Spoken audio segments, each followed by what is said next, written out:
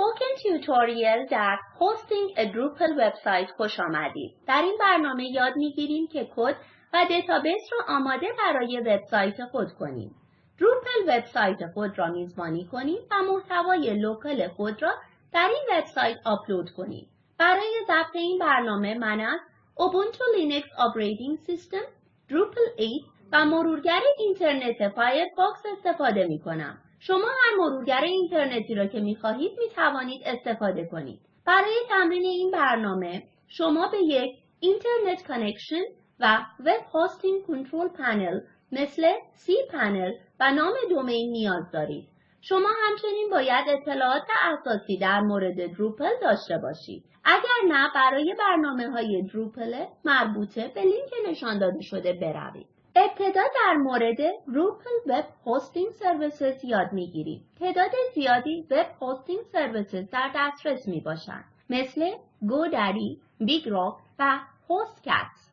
این سرویس پرووایدرز بر پایه cPanel می باشند با اوتو اینستالر اسکریپت. باید برای خرید جا به این پرووایدرز هزینه دهیم. برای میزبانی وبسایت شما به کد و دیتابیس از لوکال دروپل وبسایت نیاز دارید. لوکال دروپل وبسایت خود را که می‌خواهیم میزبانی کنیم باز می‌کنیم.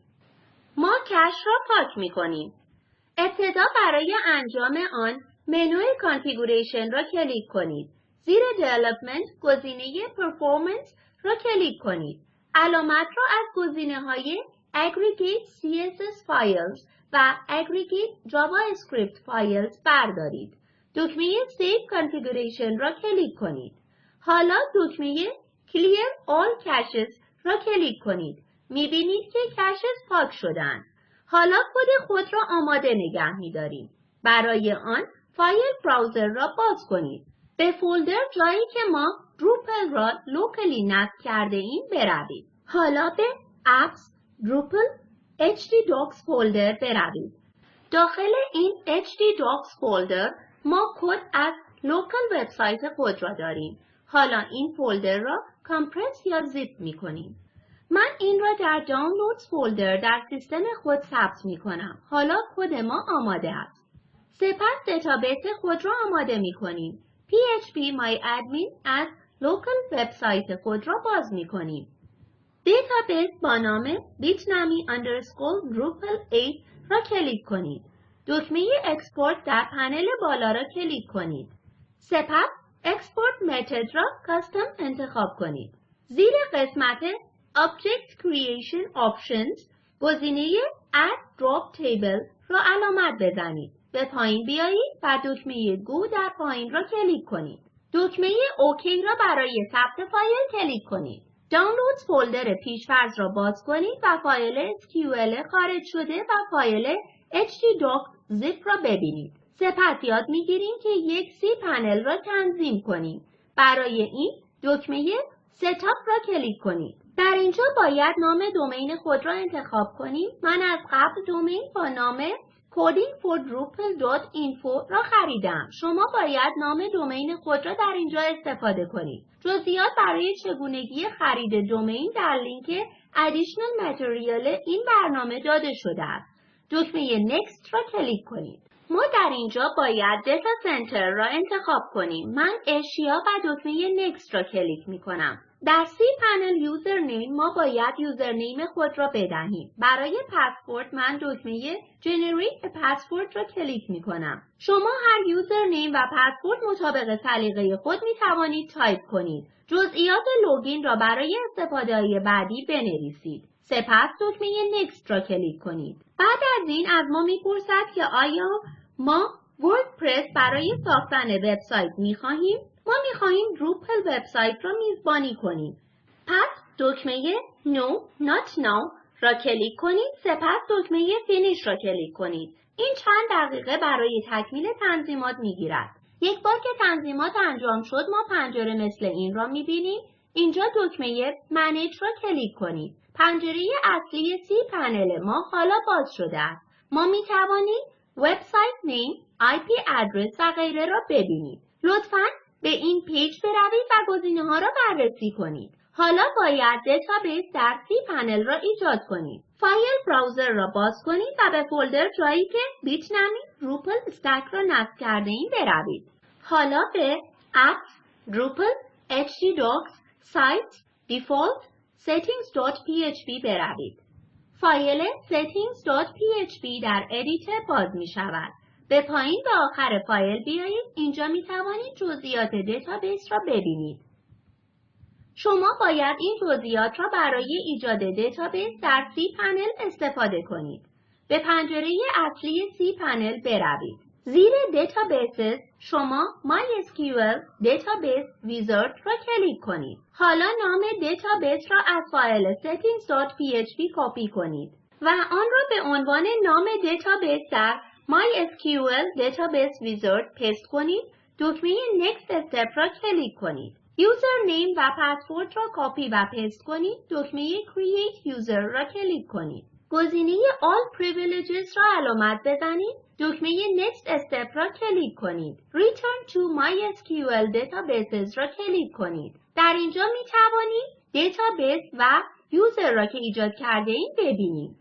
سپس یاد میگیریم که Drupal را در cPanel نصب کنید. دکمه Home را در پنل بالا کلیک کنید. زیر Web Applications Drupal را کلیک کنید. در سمت راست دکمه Install this application را کلیک کنید. زیر لوکیشن شما می توانید نام دومین را ببینید. زیر ورژن نسخه ای را که در سیستم خود نصب کرده اید را انتخاب کنید. من 8.2.6 را انتخاب می کنم. زیر Settings ما باید یوزرنیم و پسورد ترجیح داده شده خود را برای ادمینستریتور بدهید. جزئیات لوگین را برای استفاده در آینده بنویسید. در قسمت ادوانس ما می توانیم دیتابیس، ایمیل و بکاپ را تنظیم کنیم. من Let me manage these settings را انتخاب می کنم. در دیتابیس منیجمنت شما Let me choose an existing database را انتخاب کنید. در دیتابیس نیم آن دیتابیس را که قبلا ایجاد کرده ایم را انتخاب کنید. در دیتابیس یوزرنیم و پسورد جزئیات را از فایل settings.php بدهید. در تیبل پریفیکس شما فیلد را خالی نگه دارید. دکمه اینستال را کلیک کنید. یک بار که نصب انجام شد می توانید نام وبسایت خود را ببینید. آن را کلیک کنید. وبسایت ما با موفقیت میزبانی شده است. اما ما باید آن را با محتوای لوکال خود به روز رسانی کنیم. پس یاد میگیریم که چگونه لوکال کانتنت خود را در این وبسایت آپلود کنیم. به پنجره اصلی cPanel بروید و دکمه هوم در پنل بالا را کلیک کنید. ما فایل منیجر از cPanel را باز می کنیم. مطمئن شوید که گزینه وب روت انتخاب شده است. دکمه گو را کلیک کنید. حالا ما در public_html فولدر هستیم. دکمه آپلود در پنل بالا را کلیک کنید. دکمه براوز را کلیک کنید و فایل htdocs.zip را از دانلودز فولدر انتخاب کنید. حالا فایل با موفقیت آپلود شده است. اگر فایل بزرگتری دارید، فایلزیلا یا هر SSH کلاینت را برای آپلود استفاده کنید. حالا این پنجره را ببندید. در پنجره فایل منیجر به فایل htdocs.zip بروید و آن را کلیک کنید.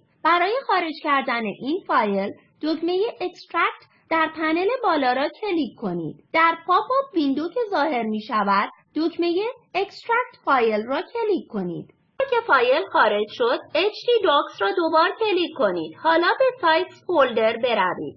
در اینجا ما پرمیشن از دیفالت فولدر را تغییر می دهیم. برای آن ستون پرمیشنز را کلیک کنید و آن را به 755 تغییر دهید. این رایت پرمیشن به یوزر می دهد. سپس به دیفالت فولدر بروید و پرمیشنز های فایل settings.php را تغییر دهید. یک بار دیگر ستون پرمیشنز را کلیک کنید و آن را به 600 تغییر دهید. این رایت پرمیشن به یوزر می دهد. پس ما می توانیم فایل settings.php را ادیت کنیم. برای باز کردن فایل settings.php دکمه کد ادیتور در پنل بالا را کلیک کنید. دکمه ادیت را کلیک کنید. به پایین به آخر فایل بیایید. اینجا ما جزئیات دیتابیس را می توانیم ببینیم. خط unix_socket را حذف کنید. حالا دکمه Save Changes در پنل بالا را کلیک کنید. دکمه Up One Level در پنل بالا را کلیک کنید. یک بار دیگر دکمه Up One Level را کلیک کنید. حالا باید این محتوا را به public_html folder ببرید. برای انتخاب فایلز و فولدرز دکمه Select All را کلیک کنید. دکمه Move در پنل بالا را کلیک کنید. در فایل پات htdocs را خارج کنید. دکمه Move Files را کلیک کنید. در پنل کناری public_html folder را کلیک کنید. حالا فولدر public_html توسط کد از لوکال وبسایت جایگزین شده است.